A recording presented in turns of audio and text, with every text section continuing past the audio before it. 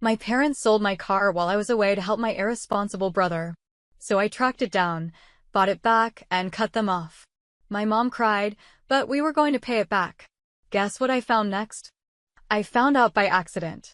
When I got back from my business trip, I stepped out of the taxi, exhausted but relieved to finally be home.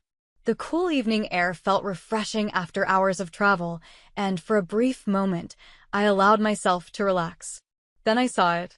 My usual parking spot was empty. No, not empty. Taken. A different car, a beaten-up sedan with a missing hubcap, sat where my car should have been. My stomach dropped. My breathing slowed, my body stiffening as I stared at the space where my car used to be. Maybe I had parked somewhere else before I left? No, I never did that. Slowly, almost mechanically, I reached into my coat pocket and wrapped my fingers around my car keys. The cold metal pressed into my palm, familiar and reassuring. My keys. My car. My rules. Or at least, that's how it was supposed to be. A sharp chill crawled up my spine. My grip tightened around the keys until the jagged edges dug into my skin. My pulse pounded in my ears as I turned and walked inside. I could still remember the day I bought it. How I had sat at my desk night after night, calculating, budgeting, cutting down every unnecessary expense just to afford the down payment. How I had taken extra shifts, worked late hours, said no to vacations and nights out with friends. The moment I had signed the papers at the dealership, my hands shaking from excitement, was one of the proudest moments of my life. It wasn't just a car. It was proof. Proof that I could take care of myself. That I didn't need to rely on anyone. And now it was gone. Mom, where's my car? My voice was sharper than I intended, but panic had already set in. Mom and Dad were sitting at the dining table, looking at me like they had been preparing for this moment. Like they knew exactly what I was about to ask. Dad cleared his throat. Sweetheart, we had to sell it. A rush of cold spread through my chest. The words didn't register at first. You, what? Your brother needed help, Mom added quickly, her voice almost apologetic. Almost. You know how much he's been struggling. He needed the money. A sharp, burning sensation bloomed behind my ribs. Of course. My brother. The family's delicate little prince. The golden child who always needed help. The same brother who had dropped out of college, refused to keep a job, and somehow always ended up in trouble, yet never faced any real consequences. And now, once again, I was expected to be the one to pay for it. I tightened my grip on my keys, feeling the ridges press painfully into my palm. My fingers twitched with the urge to throw them across the room. Instead, I let out a short, humorless laugh. You sold my car. The car I bought with my own money. Without even asking me. Dad sighed, as if I was the unreasonable one. You have a great job, sweetheart.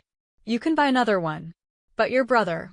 You weren't even using it while you were away, Mom cut in, her voice edging toward defensive. I stared at her, my jaw tightening. Excuse me?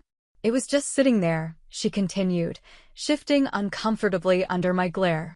And your brother, he's been going through a lot. We thought you'd understand. A slow, hot wave of fury rolled over me, stiffening my shoulders, making my fingers curl into fists. My nails dug into my palms, sharp and punishing, grounding me in the moment. I took a deep breath, forcing my voice to stay even. Where's the money? Mom hesitated. Well, we already gave it to him. Of course they did. I could already picture exactly where that money went. Probably another doomed startup idea or a luxury gadget that was absolutely essential for work. My brother never changed because he never had to. There was always someone willing to clean up his mess. I exhaled slowly, then looked down at the keys in my hand. Just a few minutes ago, they had meant something. They had been a symbol of my independence, my hard work. Now, they were nothing more than useless metal. I let them slide through my fingers, the clinking sound echoing in the silent room. They thought they had taken something from me. They thought I would let this go. That I would be understanding, like always. That I'd just sigh, swallow my anger, and move on. They had no idea. Tonight, I wouldn't waste my time arguing. I had better things to do. Because tomorrow morning, they would wake up in a completely different reality. I barely slept that night. Anger, disappointment, and a deep sense of betrayal swirled in my head, refusing to let me rest. Every time I closed my eyes, I saw my mother's dismissive expression, my father's tired sigh, the way they had justified selling my car as if it was the most natural thing in the world. They expected me to accept it, to move on. They had no idea who they were dealing with. By the time the sun began to rise, my plan was already forming. I got out of bed, stretched my aching limbs, and walked over to my desk. My laptop hummed to life as I opened a fresh document and started typing. I needed a list, a step-by-step breakdown of everything I had to do. 1. Find out who bought my car. If it was sold to a dealership, there was a chance I could buy it back. If it was sold privately, I needed to track down the buyer. If the money had already been wasted on my brother's nonsense, I had to make sure they never touched a dime of my earnings again. 2. Secure my finances. Change my banking passwords. Remove my parents from any shared accounts. Make sure they had no access to my savings. 3. Confront my brother. He was the real culprit here. If he thought he could take from me without consequences, he was about to get a reality check. With the list complete, I took a deep breath. This wasn't just about a stolen car.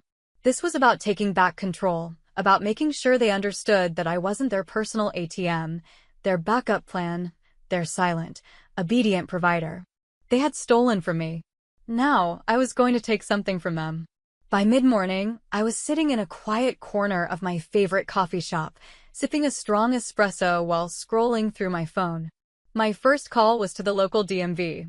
I pretended to be checking on a recently sold vehicle, using the car's VIN number, one I had memorized long ago, to request information.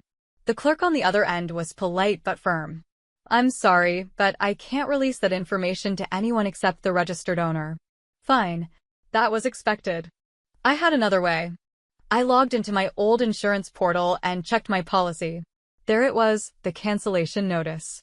My car had been taken off my insurance just 2 days ago. A new name was listed under the transfer, Harrison Auto Sales, a used car dealership. Perfect. The dealership wasn't far, just a 20-minute drive.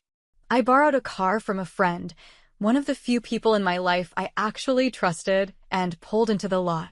The place was nothing special, rows of mid-range sedans and SUVs, a few overpriced sports cars, and a small, glass-walled office in the center. I walked inside, scanning the room until I spotted a tired-looking salesman in his late 40s. His name tag read Mike. "Morning," he greeted me with a professional but uninterested nod. "Looking for something in particular?" "Yes," I said, pulling up a photo of my car on my phone. "This. A black 2020 Toyota Camry. I believe you bought it recently." Mike frowned and leaned closer, scratching his chin. "Camry, huh? Let me check our records." He tapped at his computer for a moment before nodding. "Yeah, came in 2 days ago. Sold already." My stomach clenched. "Sold?" "Yep. Guy came in yesterday, paid cash." "Who?" Mike hesitated, then shook his head. "Sorry, we don't give out customer information."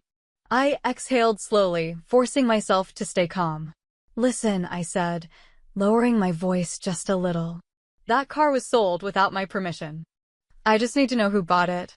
I won't do anything crazy, I just need to talk to them." Mike hesitated again, then sighed.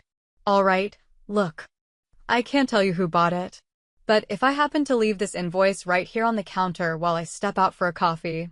He let the sentence hang as he turned and walked toward the break room, leaving his computer screen unlocked. I didn't waste time. I leaned over, scanning the most recent sale entry. Buyer, Andrew Collins. Address, 742, Riverside Drive. Gotcha. Riverside Drive was a quiet, suburban neighborhood, not the kind of place where people typically buy used cars in cash. That meant one of two things. Andrew Collins was either someone who really needed a cheap ride fast, or he was a middleman flipping the car for profit. Either way, I needed to talk to him. I parked a few houses away and walked up to his driveway. The Camry was there, parked neatly under a tree, looking exactly as I remembered it. My fists clenched involuntarily. I rang the doorbell. A moment later, a man in his early 30s answered. Tall, scruffy beard, tired eyes. He looked me up and down, clearly trying to figure out if I was a salesperson or a problem. Yeah? I kept my expression neutral. Are you Andrew Collins? Who's asking? My name is Anna. That car in your driveway? It was sold without my consent. I'm here to buy it back. Andrew sighed and rubbed his face. Look, man. I don't want any trouble. I paid good money for that car. I'm not here to cause trouble. I just want to make this right. He studied me for a long moment, then nodded toward the car. All right. Come inside. Let's talk. As I stepped into his house, I knew one thing for sure. This wasn't just about getting my car back. This was about making sure my family never stole from me again. And I was only getting started. Andrew led me into his living room, a modest space with a worn-out couch, a coffee table covered in receipts, and an old TV playing the news at low volume. The air smelled like stale coffee and cigarette smoke. Look, he said, motioning for me to sit. I get that you're upset, but I didn't steal your car. I paid for it fair and square. I stayed standing. I understand. I'm not accusing you. But I need to know, how much did you pay for it? He sighed and rubbed the back of his neck. $7,000. Cash. $7,000. They sold my car, a car I worked my ass off to afford, for $7,000. It was worth at least 3 times that amount. My jaw tightened. Did they tell you why they were selling it? Andrew shook his head. Guy said his kid was in trouble, needed money fast. I don't usually ask questions when someone's in a hurry to sell. Typical. My parents had undersold my hard-earned car to bail out my brother again, and they had done it so quickly they didn't even bother getting a decent price for it. I took a deep breath, trying to think. I could threaten Andrew, demand the car back, but that wouldn't get me anywhere. He wasn't the enemy here. So I changed my approach. Listen, I said, pulling my phone out of my pocket. I'll make you a deal. You bought the car for $7,000, right? Yeah? I'll give you 10. Andrew raised an eyebrow. 10? Cash? Cash. He considered it for a moment, then leaned forward. 15. I let out a humorless chuckle. You serious? Look, man. I got a good deal, sure, but I also paid for new registration, insurance, oil change. Not to mention, I already like the car. He leaned back, folding his arms. 15. I wanted to punch a wall. Paying double for my own car just to fix my parents' mess? Unbelievable. But I wasn't about to walk away empty-handed. Fine, I said through gritted teeth. 15. I left Andrew's place with my car and a burning determination. This wasn't just about getting back what was mine. It was about making sure they never did this to me again. As I drove back toward my parents' house, my mind raced through possibilities. I had options. Plenty of them. And this time, I wasn't going to be the forgiving one. My phone buzzed. A text from my mother. Mom, sweetheart, we know you were upset last night. Come home for dinner? Let's talk. I stared at the message, my grip tightening on the wheel. Talk? Talk? They hadn't even apologized. They just expected me to get over it, like I always did. Like I always had. Not this time. I typed back a response. Me, sure. See you tonight. When I pulled into the driveway that evening, my usual parking spot was empty. No sign of the beaten-up sedan that had been there before. I smirked. They must have thought I wasn't coming back for my car. That I'd let it go. Fools. I walked inside to find my parents and my brother already seated at the dining table.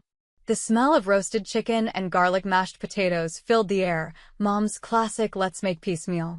Sweetheart, Mom greeted me, standing up to hug me like nothing had happened. I'm so glad you came. I didn't return the hug. Instead, I pulled out my phone and set it on the table, screen facing up. Dad frowned. What's this? I tapped the screen. A voice recording started playing. Yeah, came in 2 days ago. Sold already. Sold. Yep. Guy came in yesterday, paid cash. Who? Sorry, we don't give out customer information. Mom's smile faltered. Dad's face went pale. I went to the dealership, I said, my voice calm but cold. Tracked down the buyer. Paid $15,000 to get my car back. My car, which you sold without my permission. A heavy silence filled the room. You did what? My brother finally blurted out, his fork clattering onto his plate. I got my car back, I repeated. And now, we're going to talk about how you're going to pay me back every single cent. Dad shook his head. Sweetheart, that's not how family works. Sometimes we make sacrifices for each other. I slammed my hand down on the table. Sacrifices? I snapped. I make sacrifices. Every time, it's me.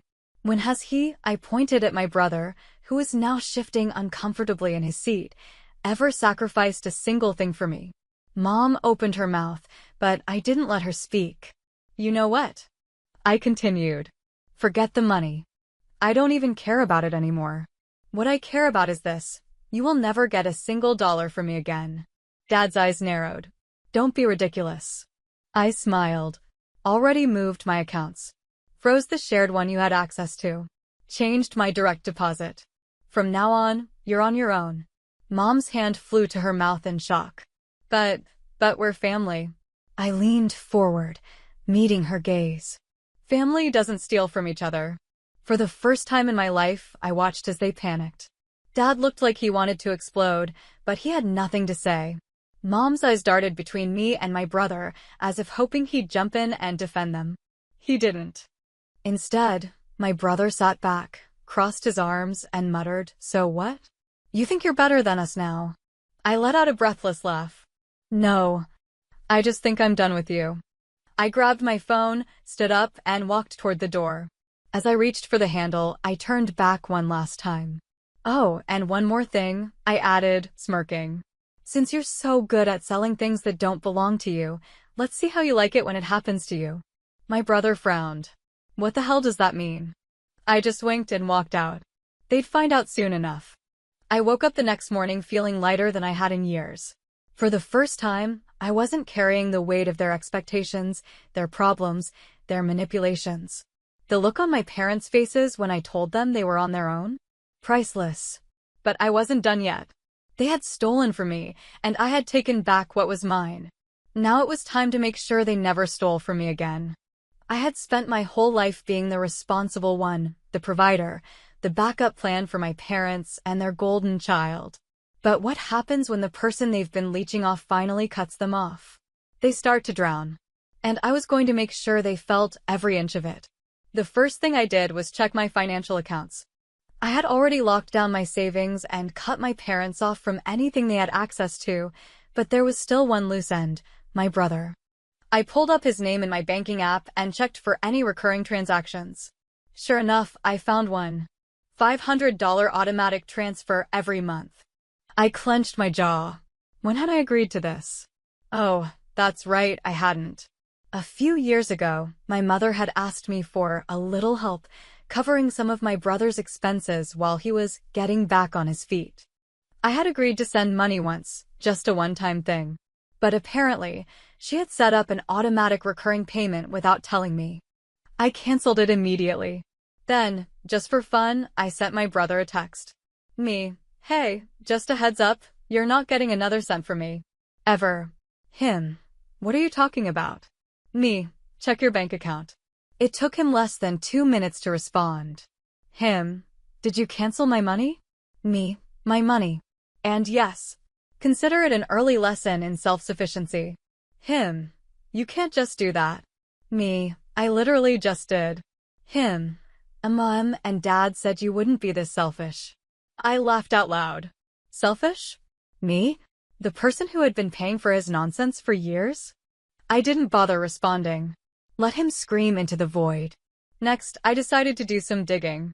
If my parents had been desperate enough to sell my car behind my back, what else were they hiding? I logged into my credit report and ran a full check on my accounts. And that's when I found it. A hard inquiry on my credit score. Meaning? Someone had tried to take out a loan in my name. I felt a slow, boiling rage crawl up my spine. They wouldn't. They couldn't. I clicked on the details. Loan applicant, my father. Reason for denial, insufficient income and lack of authorization from primary account holder. My hands curled into fists. So they had tried to steal even more from me, this time by opening a loan in my name. They had failed, thank God, But the fact that they even tried? Unforgivable. I grabbed my phone and called my bank.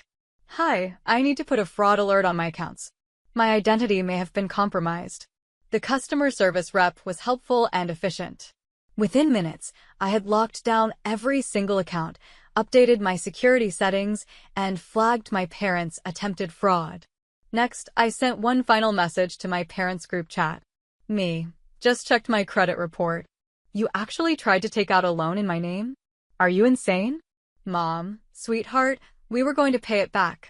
Dad, stop overreacting. It's just paperwork. We needed some short-term help. Me, help? You were trying to commit identity fraud. Mom, that's not what this is. You're making it sound worse than it is. I stared at my phone in disbelief. They weren't even sorry. They weren't even trying to deny it. They genuinely believed this was okay. I took a deep breath and typed out the last message I would ever send them. Me, you just made my decision even easier. You will never see another cent from me again. Ever. Then I blocked them. Now that my family was officially cut off from my money, I wanted to make sure they felt it. And I knew exactly how. I logged into my email and pulled up the contact information for my parents' landlord. See, here's the thing about living off your successful child. When that child walks away, things get ugly. My parents had been living in the same house for over 10 years, always somehow scraping by, always somehow getting an extension when rent was due. But I also knew a little secret. Their landlord was tired of their nonsense. I had overheard my dad complaining months ago about how the landlord was getting too nosy about their payments and nagging them about rent. So I sent a polite, professional email. Subject: urgent information regarding parents' address. Dear Mr. Landlord, I hope this email finds you well. I wanted to inform you that as of today, I am no longer financially supporting my parents, mom's name and dad's name, who currently rent from you at address. I understand that they may have previously used my financial situation to reassure you about their ability to pay rent. However, I want to clarify that they no longer have access to my funds in any way. If they attempt to use my name, savings, or credit to guarantee any future payments, please be advised that they do not have my permission. Best regards, Anna.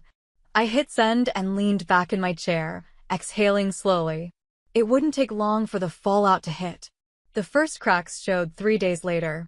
A text from my cousin. Cousin, yo, uncle is freaking out. Did you really cut them off? Me, yep. Cousin, he's talking about eviction. He says the landlord suddenly isn't cooperating with them anymore. I smirked. Me, not my problem. Cousin, you really did it. I really did. And I wasn't done yet. 3 weeks. That's how long it took for everything to fall apart. 3 weeks since I blocked my parents. 3 weeks since I cut off my brother. 3 weeks since I sent that email to their landlord. And now? They were drowning. At first, there was silence. No texts. No calls. No desperate emails. But then, the messages started coming from other people.